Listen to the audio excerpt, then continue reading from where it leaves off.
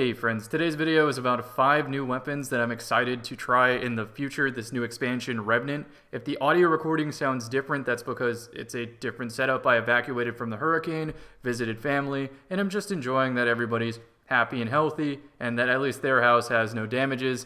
I'll check up on mine later and report if there's going to be any schedule conflict with future videos. But without further ado, let's start off with some honorable mentions. The first one is going to be Bygones. It is an adaptive frame pulse rifle.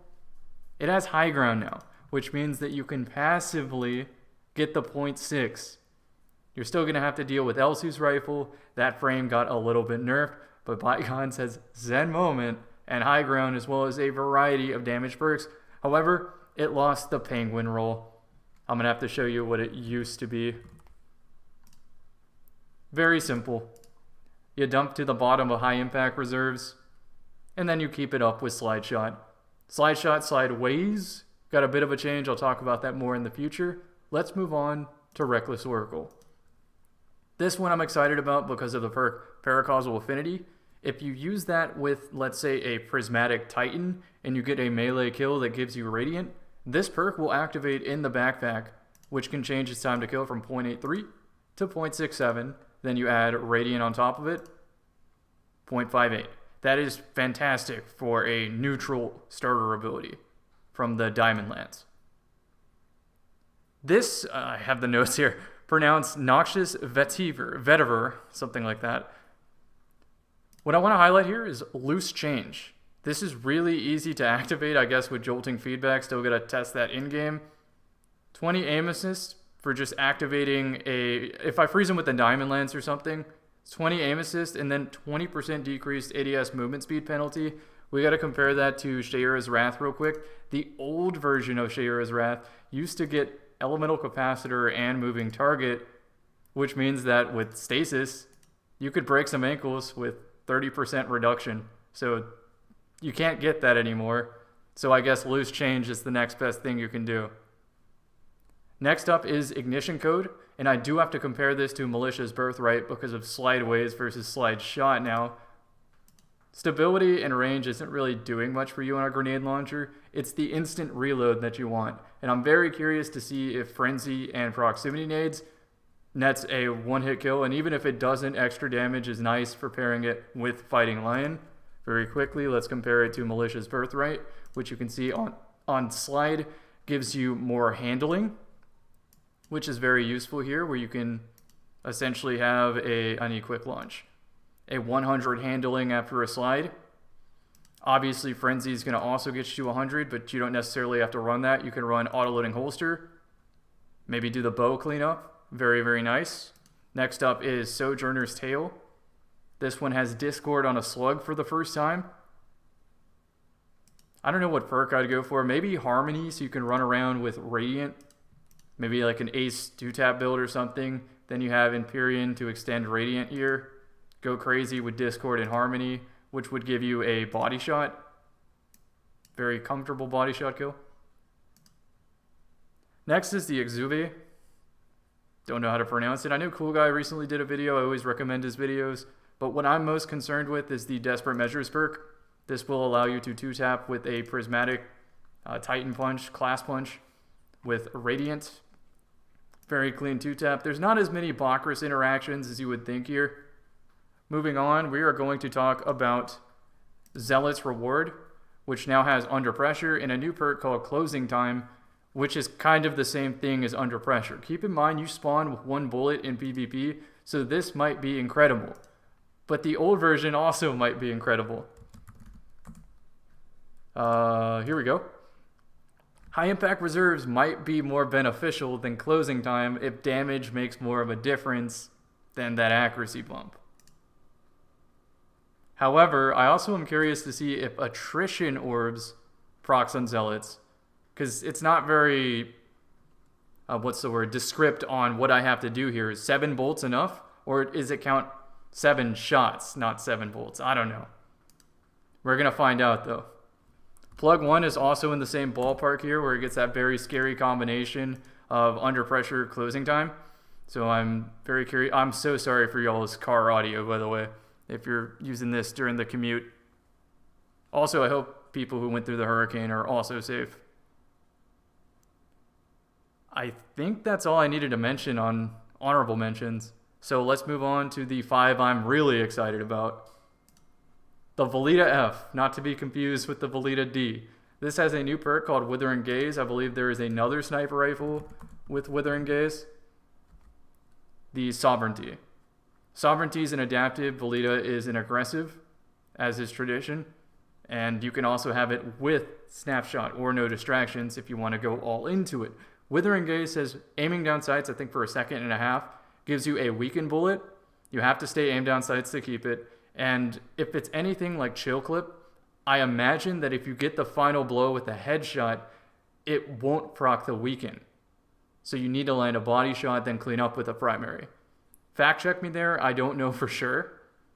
But that's how I imagine it works. And I think you would use this with Flawless Execution on Hunter to loop wall hacks. Maybe you shoot him in the body, clean up with the last word. Now that Lucky Pants gives you more of a buff with the slide and sprint. It could be a pretty fun combo. Now it is worth mentioning that the Sovereignty does have Discord, so that could be a really, really fun last word build where you're looping between the last word and wall hacks and infinite ammo and whatnot. Could be sick, but I think the best combo if you're going to go adaptive anyway is not the 1999 stare, the 1,000-yard stare. Since it has quick draw and snapshot, pardon the internet here. A little bit slower than I'm used to. Just take my word for it. 1,000-yard stare, quick draw snapshot, you cannot go wrong. Next up on the list is Ancient Gospel. Unfortunately, this did not roll with slide shot, but we did get Swashbuckler, which again is going to pair with that Prismatic class Radiant combo, where you proc Swashbuckler, you inherently get Radiant through knockout, and now you have a 2-tapper. So then what other perk would you want? Well, since on Titan you probably want to go all strength so you can use Shiver Strike more, maybe Demolitionist makes sense to keep your grenade uptime. We know Eye of the Storm is good on hand cannons. It's kind of a no-brainer. It can be enhanced. It's fantastic. But maybe you Rampage so you can get a stack of Rampage, a stack of Swash, and get a clean 2-head 1-body after a kill. That also makes sense. I'm curious to use it, but I'm also remembering that I don't like the weapon model. Maybe I can get past that because it's now a void damage type, which means I can use it with the best Titan super for Prismatic. Next up, this one's going to take a little bit. I don't really have the resources right now to do all the comparisons for you, so I went old pencil and paper here. We're going to be comparing Deadlock and Someday. Someday we just got in the final shape expansion. Threat detector opening shot makes sense, but what sets it apart from Deadlock, the new competitive shotgun, is collective action as an option, recombination as an option, and Vorpal weapon as an option. If you want just a little more consistency through damage on your shotgun, or if you want to fight supers. Deadlock is not a kinetic, it's a stasis shotgun, which can help you for building Transcendence on Prismatic classes. It also has short action stock, which is essentially just free handling. If you're curious about the perk or the stat differences, Someday versus Deadlock, 78 versus 79 range, 60 versus 82 handling, 74 versus 69 aim assist. If you're going to use Deadlock, keep in mind that Bakris is a passive extra damage, and then if you want a different damage perk like Prismatic Titan Radiant, you go Desperate Measures, or you go Trench Barrel, or you go Enhanced 1-2 Punch. All fantastic options. Now we got to compare Matador and the Prophet. Prophet from Guardian of Salvation. You can enhance the perks. That doesn't really do anything for threat detector. It's going to help on opening shot though, but also closing time exists, and I don't know if that's better than opening shot. I need Fallout to get out of retirement and start making that testing video. And then we have Matador. I will tell you that on paper, let's start again, Matador versus Prophet. Range, 75 versus 77. Handling, 63 versus 55. Aim assist, 65 versus 73. So I would say the more important stat there is Matador has slightly more handling, and Prophet has slightly more aim assist. Dude, I bet my commute viewers love this audio-only take over here.